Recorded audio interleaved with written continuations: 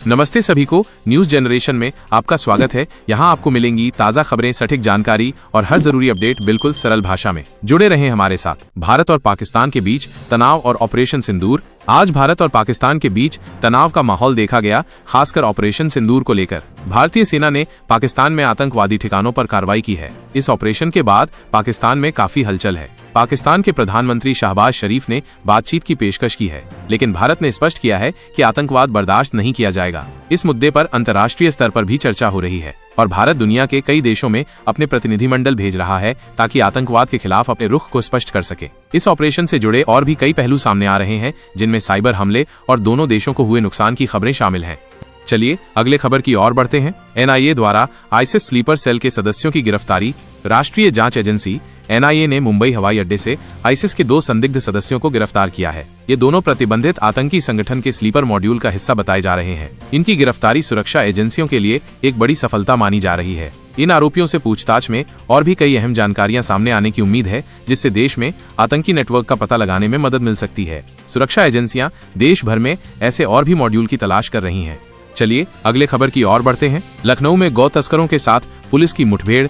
उत्तर प्रदेश के लखनऊ में पुलिस और गौ तस्करों के बीच मुठभेड़ हुई। पुलिस को सूचना मिली थी कि कुछ गौ तस्कर सक्रिय हैं। पुलिस ने घेराबंदी की तो तस्करों ने फायरिंग शुरू कर दी। पुलिस की जवाबी कार्रवाई में एक तस्कर घायल हो गया, जिसे गिरफ्तार कर लिया गया है। 2 तस्कर भागने में कामयाब रहे, जिनकी तलाश जारी है। इस घटना से क्षेत्र में हड़कंप मच गया। पुलिस ऐसे अवैध गतिविधियों को रोकने के लिए लगातार अभियान चला रही है।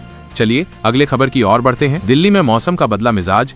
राजधानी दिल्ली और आसपास के इलाकों में आज मौसम में बदलाव देखा गया। तेज हवाओं के साथ हल्की बारिश हुई, जिससे लोगों को गर्मी से थोड़ी राहत मिली। मौसम विभाग ने पहले ही बारिश और आंधी का अलर्ट जारी किया था। इस बदले मौसम से तापमान में गिरावट आई है। हालांकि कुछ इलाकों में अचानक हुई बारिश से जलभराव की समस्या भी हुई है। अगले कुछ दिनों तक मौसम ऐसा ही बने रहने की संभावना है।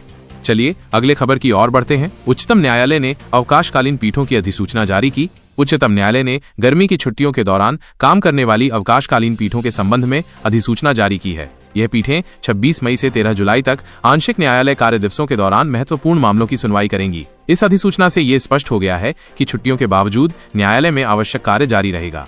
चलिए अगले खबर की ओर बढ़ते हैं। बंगाल में एसएससी शिक्षकों का विरोध प्रदर्शन और बीजेपी का समर्थन। पश्चिम बंगाल में एसएससी स्कूल सेवा आयोग शिक्षक अपनी मांगों को लेकर विरोध प्रदर्शन कर रहे हैं। इस प्रदर्शन को भारतीय जनता पार्टी बीजेपी का समर्थन मिला है। पश्चिम बंगाल विधानसभा में विपक्ष के नेता और बीजेपी नेता शुवेंदु अधिकारी ने कहा है कि वे शिक्षकों की मांगों का समर्थन करते हैं और उनकी मांगे जायज हैं। इस मुद्दे पर राजनीति भी तेज हो गई है।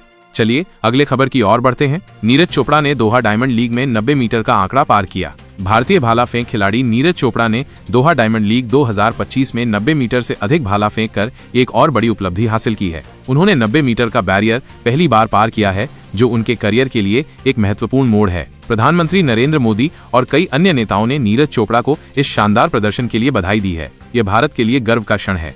चलिए अगले खबर की ओर बढ़ते हैं। हरियाणा में यूट्यूबर समेत 6 लोग गिरफ्तार। हरियाणा में पाकिस्तान की खुफिया एजेंसी को संवेदनशील जानकारी देने के आरोप में एक यूट्यूबर समेत 6 लोगों को गिरफ्तार किया गया है। ये एक गंभीर मामला है और राष्ट्रीय सुरक्षा से जुड़ा है। पुलिस इन सभी से पूछताछ कर रही है ताकि इस नेटवर्क का पर्दाफाश किया जा सके। इस घटना से ये साबित होता है कि देश विरोधी गतिविधियां सोशल मीडिया और अन्य प्लेटफॉर्मों का उपयोग कर रही हैं। चलिए अगले खबर की ओर बढ़ते हैं। केदारनाथ धाम में हेलीकॉप्टर की इमरजेंसी लैंडिंग। उत्तराखंड के केदारनाथ धाम में एक हेलीकॉप्टर की इमरजेंसी लैंडिंग करनी पड़ी। बताया जा रहा है कि तकनीकी खराबी के कारण ऐसा हुआ। हालांकि सभी यात्री और पायलट सुरक्षित हैं। इस घटना के बाद केदारनाथ यात्रा के दौरान हेलीकॉप्टर सेवाओं की सुरक्षा पर सवाल उठने लगे हैं। संबंधित अधिकारी घटना की जांच कर रहे हैं।